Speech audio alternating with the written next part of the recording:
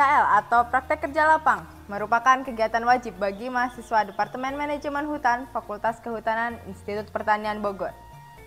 Melalui PKL inilah mahasiswa dapat menambah pengalaman, pengetahuan dalam memahami ilmu kehutanan.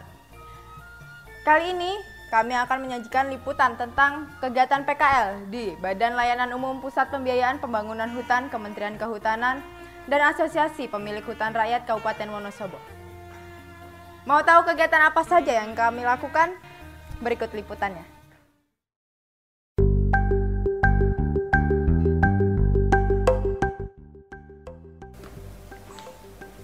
BLU Pusat P2H merupakan satu unit kerja di Kementerian Kehutanan yang memiliki fungsi pelayanan. Tugas pokok BLU Pusat P2H adalah mengelola dan menyalurkan fasilitas dana bergulir untuk pembangunan RHL.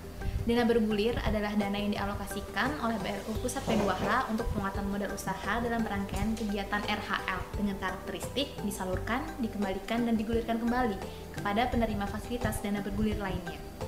Yang menjadi dasar hukum dari fasilitas dana bergulir itu salah satunya seperti PP nomor 35 tahun 2002 tentang dana reboisasi. Lalu selanjutnya tentang PP nomor 23 tahun 2005 tentang pengelolaan keuangan Badan Layanan Umum dan peraturan-peraturan menteri lainnya. Jenis-jenis pinjaman untuk pembangunan hutan rakyat ada 4, yaitu yang pertama pinjaman pembuatan atau pengayaan hutan rakyat. Yang kedua, pinjaman pemeliharaan hutan rakyat. Yang ketiga, pinjaman wanatani hutan rakyat. Dan yang keempat, pinjaman tunda tebang hutan rakyat. Asosiasi Pemilik Hutan Rakyat atau APHR Wonosobo merupakan lembaga yang beranggotakan petani pemilik hutan rakyat di Wonosobo sebagai unit pengusahaan hutan rakyat. APHR Wonosobo itu dibentuk pertama kali pada tanggal 10 Mei 2011 dan pada tahun itu pula APHR Wonosobo ini mendapatkan sertifikasi hutan lestari dari Sukovindo. Pada awal pembentukan, APHR Wonosobo terdiri dari 5 desa, yaitu Desa Jonggolsari, Desa Kalimendong, Desa Manggis, Desa Durensawit yang terletak di Kecamatan Meksono, dan Desa Burat yang ada di Kecamatan Kepil. Namun pada tahun 2014, Desa Burat dari Kecamatan Kepil memisahkan diri dengan APHR Wonosobo.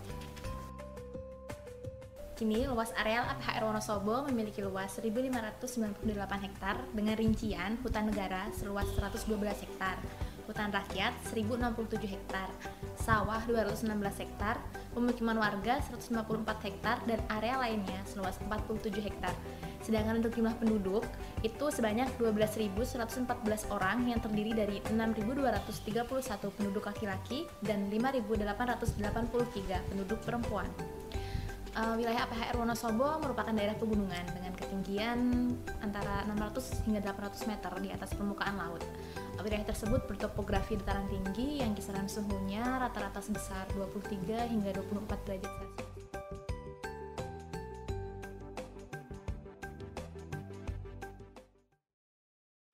Kenapa kita melakukan praktik kerja lapang di BLU Pusat Pembiayaan Pembangunan Hutan Kementerian Kehutanan serta Asosiasi Pemilik Hutan Rakyat Kabupaten Wonosobo? Karena kita mencoba memaknai kembali makna hutan sebagai satu kesatuan ekosistem yang tidak lepas dari manusia. Kita tahu sejarah kegagalan pengelolaan hutan adalah memisahkan unsur manusia dari pengelolaan dan pembangunan hutan. Nah, padahal manusia adalah faktor penting yang jika disinergiskan dalam pembangunan hutan akan sangat mudah untuk mencapai pengelolaan hutan yang lestari. Fakta membuktikan di tahun 2013 data luas hutan rakyat di Pulau Jawa sendiri sudah melampaui luas dari hutan milik perum perhutani.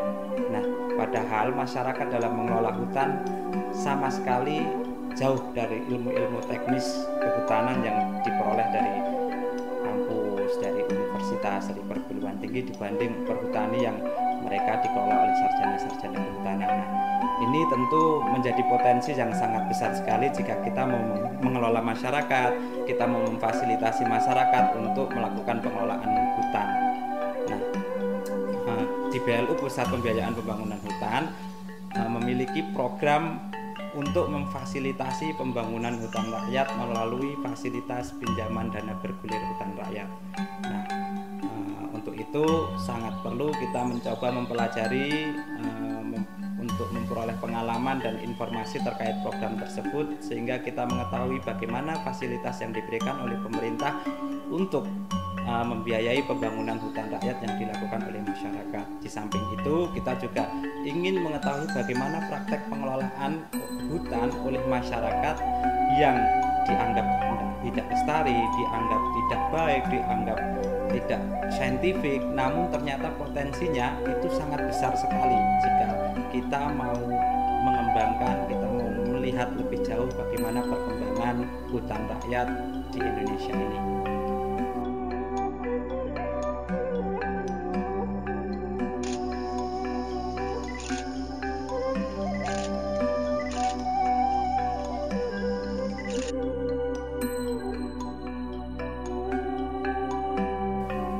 Ada beberapa hal yang menarik yang bisa ditarik dari kegiatan praktek kerja lapang yang kami lakukan.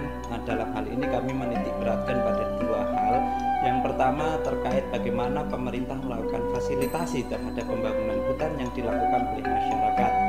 Yang kedua adalah bagaimana bentuk-bentuk pengelolaan hutan rakyat yang dilakukan oleh masyarakat dalam membangun hutan yang dianggap oleh orang masih sebelah mata, masih masih tidak saintifik, tidak lestari, namun ternyata potensinya perkembangannya sangat besar sekali. Nah, ini perlu kita dalami dan tentunya di dalam banyak sekali hal-hal yang menarik. Untuk fasilitas pinjaman yang kita coba ikuti di BLU 1-2H adalah fasilitas pinjaman tunda tebang. Nah, fasilitas ini merupakan fasilitas yang diberikan oleh pemerintah kepada masyarakat dalam hal menjawab problematika masyarakat dalam mengelola hutan, yaitu permasalahan tebang butuh. Nah, pemerintah mencoba memberikan fasilitas pengganti biaya atau dana-dana yang dibutuhkan masyarakat, sehingga pohon yang mereka miliki tidak ditebang, namun diganti oleh fasilitas yang diberikan oleh masyarakat dalam bentuk pinjaman. Nah, ternyata fasilitas ini sangat diminati oleh masyarakat dibanding fasilitas-fasilitas yang sudah ada, seperti halnya sertifikasi yang manfaatnya sampai sekarang belum dirasakan oleh masyarakat secara langsung. Nah, ini kan tentu menjadi hal yang cukup menarik. Kita mencoba mempelajari fasilitas yang langsung dirasakan oleh masyarakat dan langsung berpengaruh terhadap produktivitas pengelolaan hutan yang dilakukan oleh masyarakat. Yang kedua terkait pengelolaan hutan di Asosiasi Pemilik Hutan Wonosobo. Nah, ternyata pengelolaan hutan yang tanpa terikat dengan keharusan teknis tertentu, terikat dengan hal-hal yang bersifat harus dan komen dan end control, ternyata mereka bisa berkembang secara inovatif, bisa melakukan pengelolaan hutan secara produktif, dan kesejahteraan ternyata dapat terlihat secara nyata di sana bagaimana hutan ternyata membawa kesejahteraan bagi masyarakat.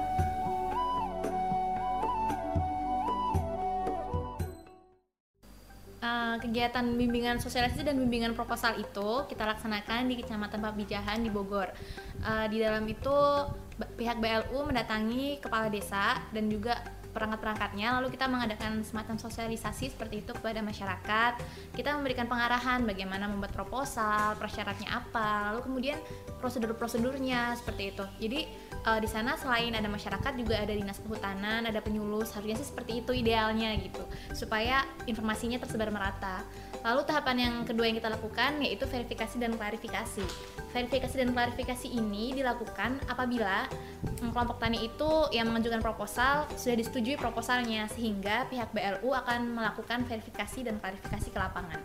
Kegiatan yang dilakukan selama verifikasi dan klarifikasi ini yaitu mulai pengecekan dokumen-dokumen seperti kartu keluarga, KTP, lalu kemudian juga surat kepemilikan tanah. Kita melihat yang asli disesuaikan dengan yang ada di proposal, kira-kira sama atau tidak seperti itu.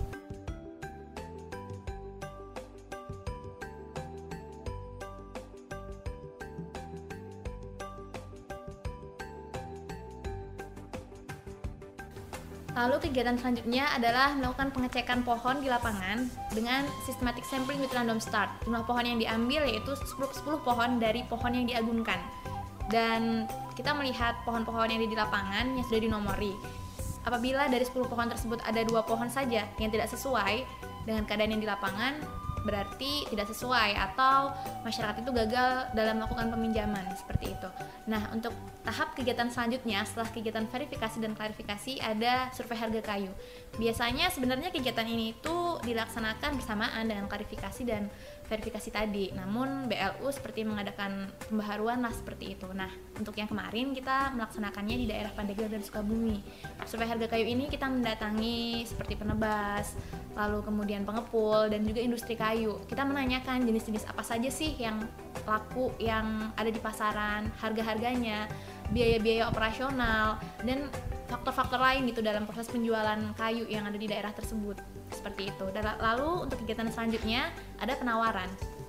Penawaran ini merupakan tindak lanjut dari kegiatan verifikasi dan klarifikasi. Apabila para peminjam itu atau calon debitur disetujui peminjamannya, maka ada proses ini. Nah, disinilah kegiatan untuk memperjelas perjanjian antara BLU dengan petani yang disetujui permohonan pinjamannya. Dalam kegiatan ini biasanya ada tawar-menawar, misalnya persoalan tentang beberapa tahap pemberian pinjaman dan lain sebagainya. Lalu kegiatan selanjutnya yaitu akad kredit. Melalui akad kredit, perjanjian antara petani dengan BLU ditandatangani dengan disaksikan oleh notaris tempat. Selain ada notaris, di situ juga ada pihak Bank BRI, karena memang dari masing-masing debitur itu sendiri mereka memperoleh uangnya melalui rekening Bank BRI, seperti itu. Jadi masing-masing debitur itu memiliki buku tabungan dari jenis buku dari Bank BRI. Lalu untuk kegiatan selanjutnya adalah monitoring. Monitoring merupakan kegiatan untuk melihat gambaran umum kinerja debitur dalam menjalankan perjanjian pinjaman. Untuk yang kemarin kita melaksanakannya ada di daerah Wonosobo, di mana ini sebagai rekomendasi untuk melakukan kegiatan evaluasi. Nah, setelah monitoring tentu kita melaksanakan kegiatan evaluasi. Evaluasi ini sebenarnya salah satu bentuk untuk melihat kinerja debitur dalam menjalankan perjanjian, apakah sudah sesuai atau belum dengan perjanjian yang sebelumnya. Nah, hasil evaluasi ini sangat mempengaruhi kebijakan BLU tentunya dalam pemberian fasilitas selanjutnya. Apakah masyarakat ini akan digulirkan lagi dananya atau peminjamannya dihentikan karena alasan-alasan tertentu, seperti itu.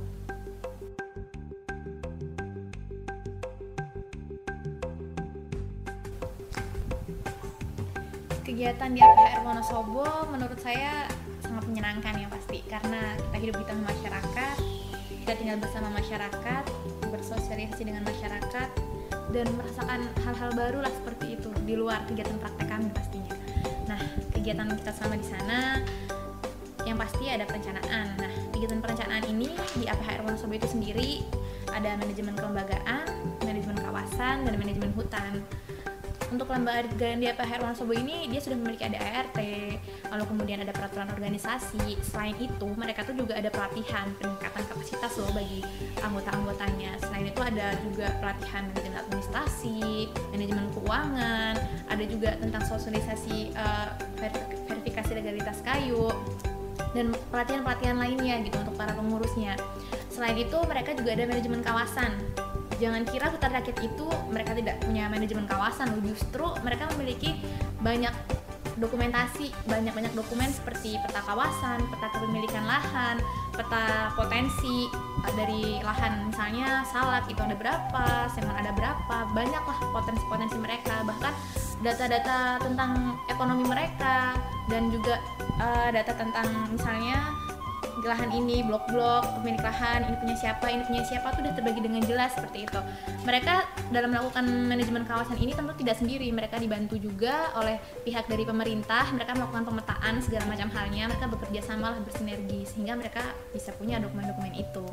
Lalu kemudian kegiatan selanjutnya adalah pembinaan. Nah, kegiatan pembinaan ini ada mulai dari pembibitan, persiapan dan penanaman, lalu kemudian pemeliharaan dan pengendalian hama dan penyakit. Pembibitan ini kemarin kita berkesempatan datang di kebun bibit sekolah dan kebun milik petani.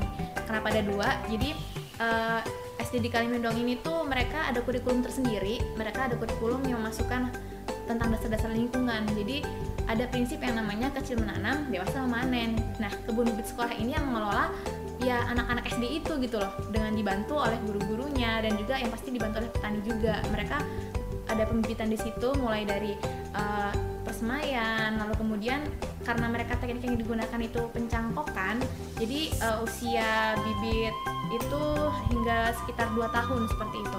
Kenapa mereka menggunakan teknik cangkok? Karena kan di sana kebanyakan pohonnya pohon salak.